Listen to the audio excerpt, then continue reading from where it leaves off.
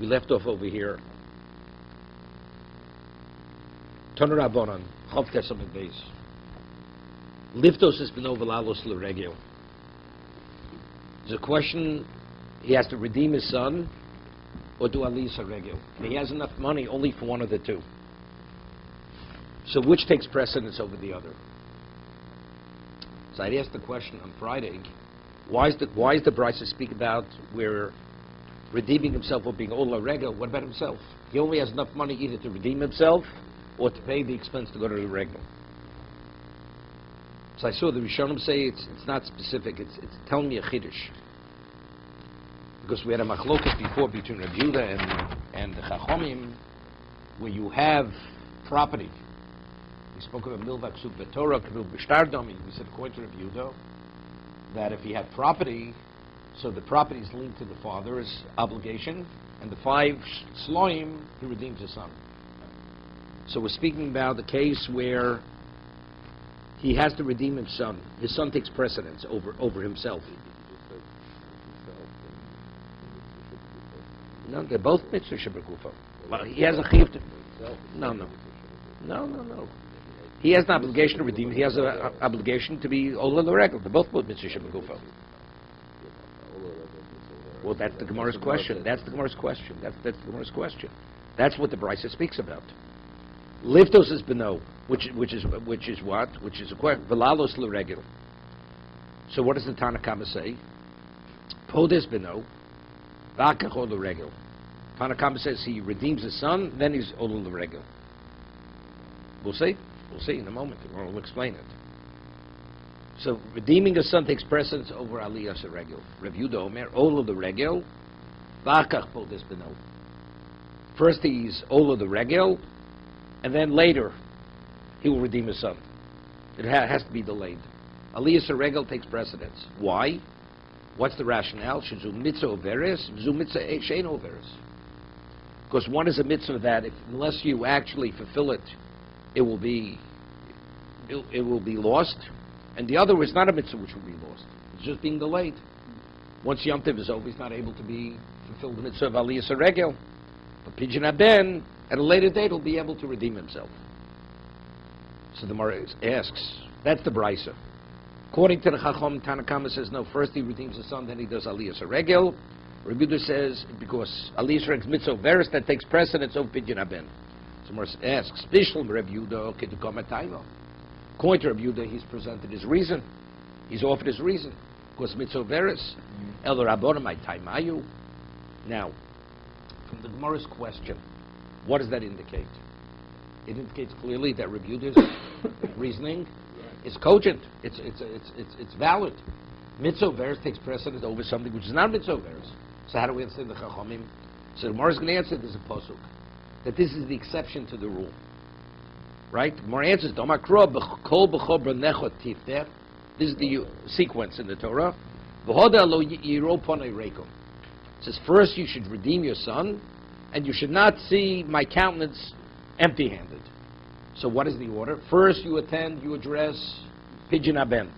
And after you address Pidyon Haben, then we talk about aliyas regel. But that's Xeris HaKosuf, this is the Rishon, that's limited to this particular case, Pidyon Haben.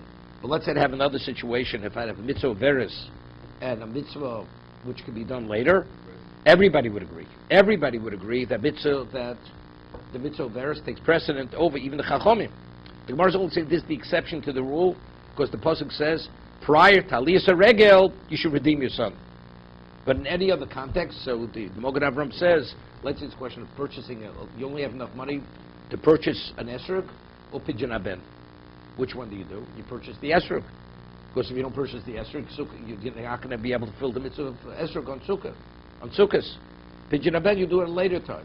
And that's the way it's ruled la'alocha.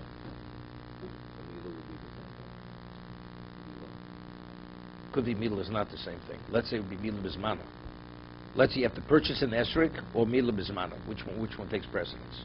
You don't do milah on the 8th day, you've lost it. Right? So that would be considered mitzvah veris, because that aspect of the mitzvah you're going to be mevatel. No. The obligation begins then. That's mitzvah boliyot chal tachmitzeno. talked about before was the... It's an aspect. No. No, they're not comparable. With the 30th day, that's when the obligation begins. If you don't do it on 30th day, 31st day is no less than the 30th day. Except when a mitzvah comes upon you, you should address it immediately. But if you have a reason to override the mitzvah, to delay it, you should delay it. You do Mila. Because it's mitzvah, they're both mitzvah veris. Both mitzvah veris. Yeah, but you Mila later, you're not gonna have bismana. So what? Okay, doesn't make a difference. You see, as I said, Mila bismana is docha Shabbos. That aspect, you see, its value, right? Mila shelo bismana is not docha Shabbos. It's a degraded mitzvah. It's a downgrade. No, but it's not counted like a separate mitzvah. It's an aspect within Mila. It's more than a hidur. I'll give you an example. The Gemara says, "What's the halacha by a korban? What is the essence of kapor regarding the korban?" The Gemara says, "In kapor ela bedam." Good. Okay. Baruch Hashem here. Right. Zerika. Right. Meaning the dalar avodas. The receiving. The receiving the blood, transporting them, sprinkling the blood. Let's say a person now doesn't burn the limbs on the mizbeach. The person has kapora. So why burn it? So Mara says because it's not being done right. It's not being done in the optimum way. So there's a mitzvah. Part of the mitzvah korban is not only to sprinkle the blood, but to burn the limbs and the innards on the mizbeach. It will be similar to that. If you didn't, the mitzvah is considered a deficient mitzvah. Although you have kapora, but the mitzvah is deficient. Mila, if it's not done on the 8th day, even do it later, it's a deficient mitzvah. First child you can't circumcise, on the 8th day the child's not well. Onus rachmana patre, you have no choice. But if you can do it, of course, that's a mitzvah veris. Okay. So you don't do it, you're not able to do it. Therefore, it's less important than the Mila. No. Yeah, but it's rabbinical. That we don't do pidyon haben on Shabbos is rabbinical. Right? Mila, that we do it on Shabbos, that's a doraisa. Right. Okay. Ton rabbanan.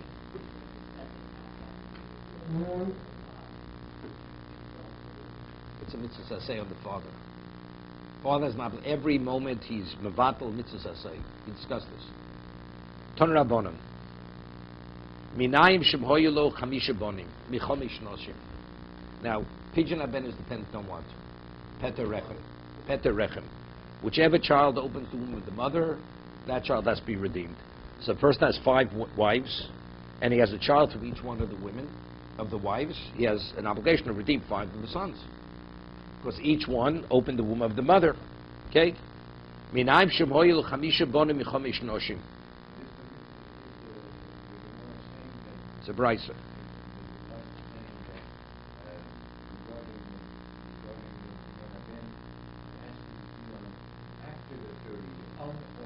Right, 30 days onward. Yeah. Whereas it would not the 8th day. And if you don't do it on the 8th day, of course, you still have to circumcise afterwards. Yes, But you've lost the 8th day. The 8th day is an aspect of the mitzvah. Whereas That's when it starts. The oblation starts then. Right. Okay. So minayim shemhoyelo chamisha bonim michomish noshim. He has 5 sons from 5 wives. Shechayev liftos kulan. He's obligated to redeem every one of the children. Talmud lomar kol bechor bonechem tifteh. Says every firstborn of your sons you must redeem. Plus pshita. It's understood. I mean, what's the chiddush of the brisa? The Peter Rechem told the Rachmana, right? It's all dependent on Peter Rechem, the child that opens the womb of the mother. Mao the same on Neilef Bechor Minachlo. Now, what about regarding inheritance? Inheritance is dependent not on Peter Rechem. Inheritance is Reishis Ono, is the first of the person's seed or strength.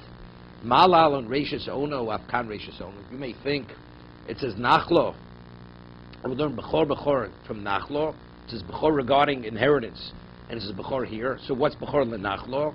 That's Rishis Ono, the first of his strength, of his seed.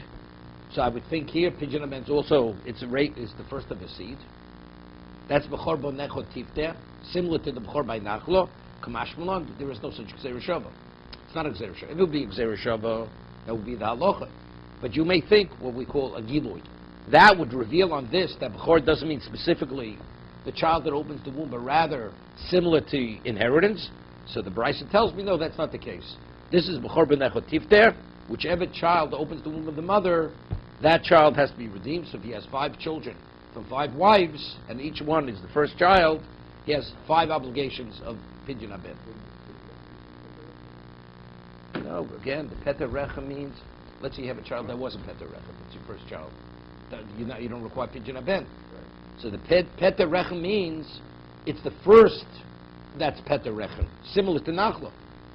Bechor means the first. So you need 2 things for Pidyon Aben. It has to be the first, and it has to be Peter Recha. But if it's the second, which is not similar to the Bechor of Nachlo, then one doesn't do Peter Recha. One doesn't do Pidyon Aben. There's a Ramon Shulchan Aruch says something interesting.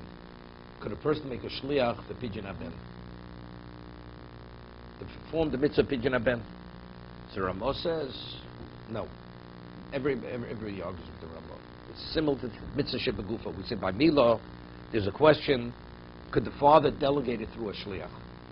If the Moel does it on his behalf, is it equivalent to the father doing it or no? The father cannot delegate this. The Torah says he must do the circumcision himself. So the same question is regarding Pidyon Aben. Could the father delegate it? We say shlich shem kamoso. Or do we say no? He himself has to do the pigeon. Ramah rules that he cannot do it through a shliach.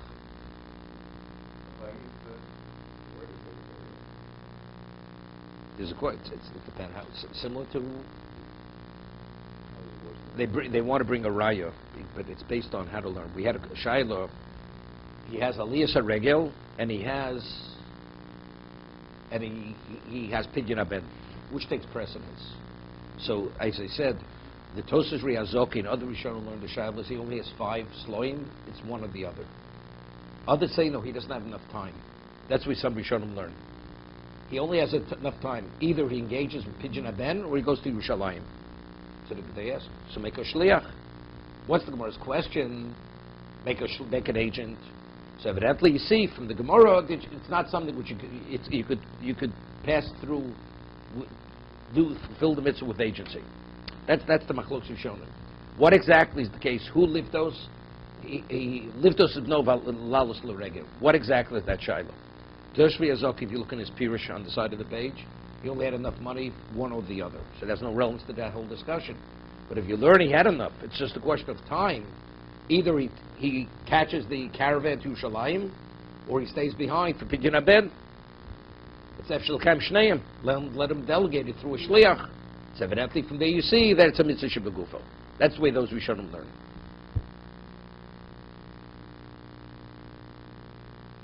So it's interesting. What's the basis of machlokes? There's a shayla.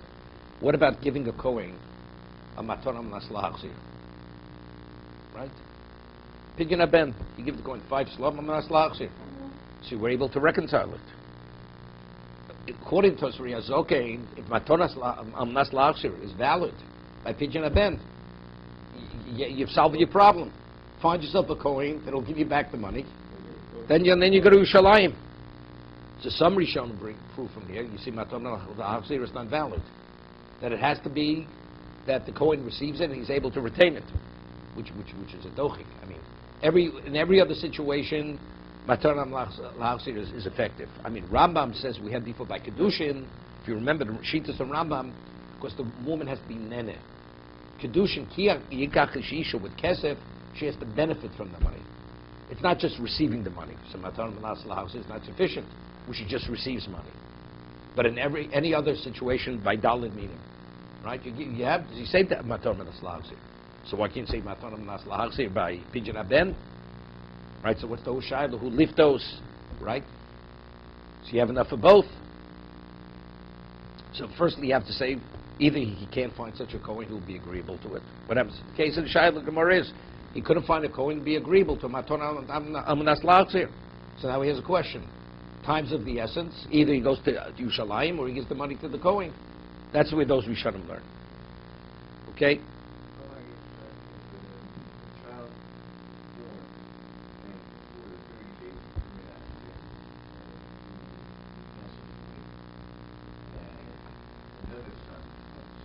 No.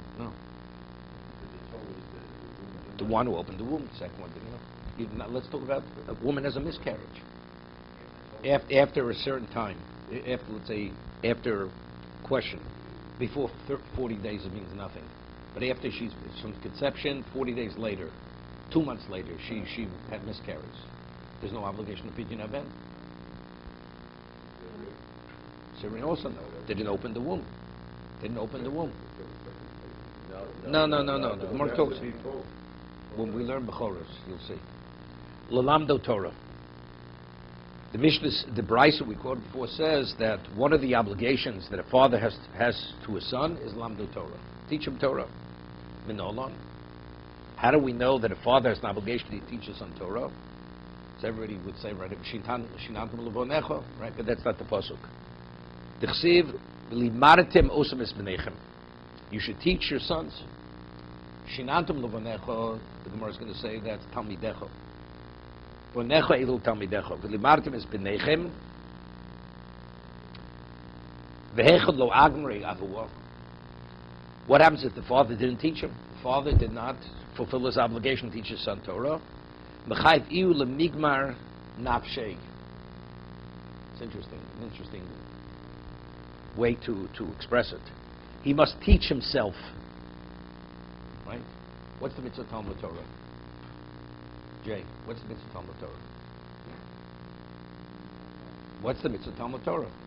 If you say words and you don't understand the words, is that the Talmud Torah? Did you fulfill the mitzvah of Talmud Torah? No. It says, Lemigmar Nafshe. You must teach yourself. What's teaching yourself? Saying the words, that means you have to learn. If you don't learn, you attend the shir and you don't understand what's going on. I mean, you attempted to do a mitzvah, but you didn't do anything. So if a person is learning and he's just saying the words. I'll give you an example. A person does daf yomi, listens on a tape, and afterwards he has no retention whatsoever. Did he fulfill the mitzvah of Talmud Torah? Because seemingly it has to be lemigma nafshe. So maybe if he understood it at the time when he heard it, is one thing. I have many illusions when I speak. Okay. Mechayvu.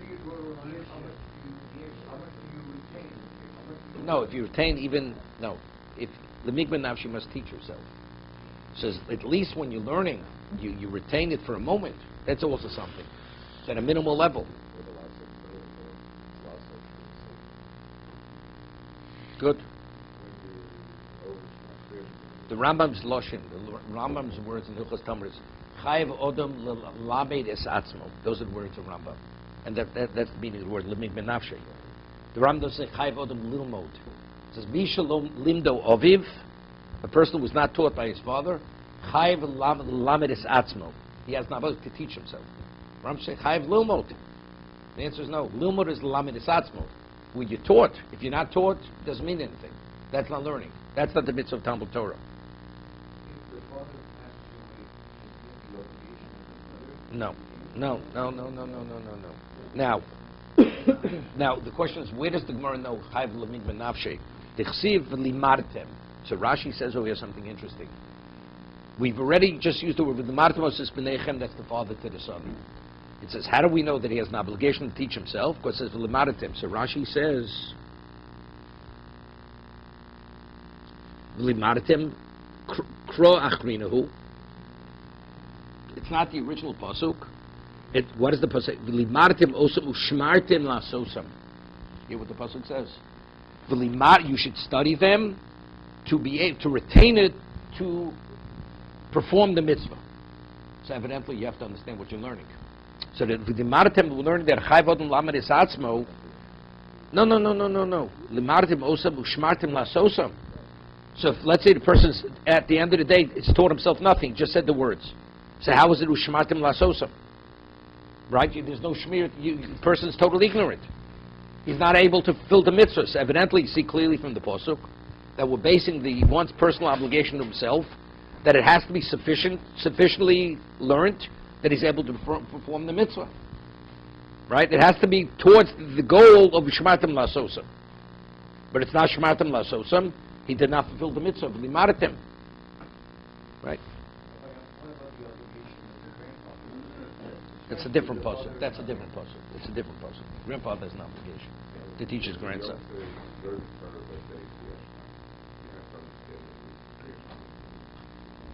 What about to fulfill the mitzvah Kriyishma? Person Shema Yisrael, he doesn't even know what he's saying. Is that Kabbalah Samach Shemayim? Of course not. Even the old mitzvahs ain't treated as Kabbalah. Right? You didn't fulfill the mitzvah Kriyishma. You didn't know what you were saying. It's what you call being misasik. It's like, in your sleep, you're saying words. The words mean nothing. Mitzvah ain't treated as Kabbalah. The question is, you don't have to have in mind you're doing to fulfill the mitzvah. But at least you have to understand what you're saying. Okay?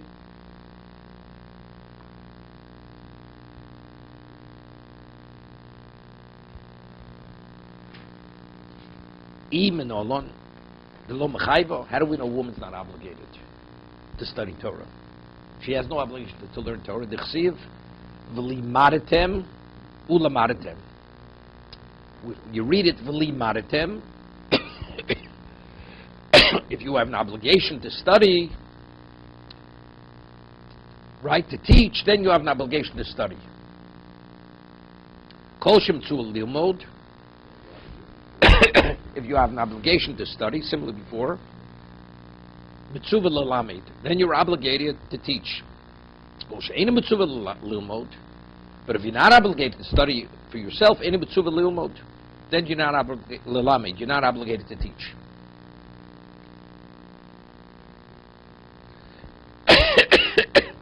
So there's a famous question, which we've discussed in the past. Does a woman say Birchas HaTorah? If a woman studies Torah, does she say Birchas HaTorah? Even according to the Mechaber, right? According to the Ramah, right? If a woman wants to fulfill mitzvahs such as Magrom, take a lulav, she's permitted to say a bracha. Sit in the sukkah, she's permitted to say a bracha. According to Shulchan Aruch and Rambam, a woman's not permitted. If a woman studies Torah, does she say the bracha of Birchas HaTorah? The answer is she does. So how do we reconcile? She has no obligation. Right? She has no obligation to study. Right? A woman has no, what the Gemara says, a woman has no obligation to study Torah. So if that's the case, why does she say a bracha? The Ramo says, even when a woman is not obligated, she's permitted to say the bracha if she chooses to do so. Rambam, she's not permitted, it's a bracha levatolo. But yet, in Birchas HaTorah, she does say the bracha. Yeah, but again, the whole idea is you only say bracha when you're obligated in the mitzvah. So if the reason is mitzvah magrama, for any other reason, you're not permitted to say a bracha. So why by Limud Torah does she say the bracha? That's the question. Okay. Now, a woman is obligated to observe Shabbos, kashrus, whatever it may be, unless she studies. How is she able to actually to observe it properly? So she has an obligation to study, but there the studying is what we call hechsher mitzvah. A person has to purchase an esrog. If he doesn't have an esrog, is there a mitzvah to buy an esrog? There's no mitzvah to buy an esrog. It's only to facilitate the mitzvah, you must buy the esrog, but that's called hechsher mitzvah. That's only to facilitate the mitzvah. The woman's obligation is to observe. But unless she studies, she's not able to observe. So there's no mitzvah to study, per se. The mitzvah is to study to be able to observe. So we're speaking about now saying a bracha on a hechsher mitzvah. It's to facilitate something that you're obligated. So she is obligated to observe. To be continued.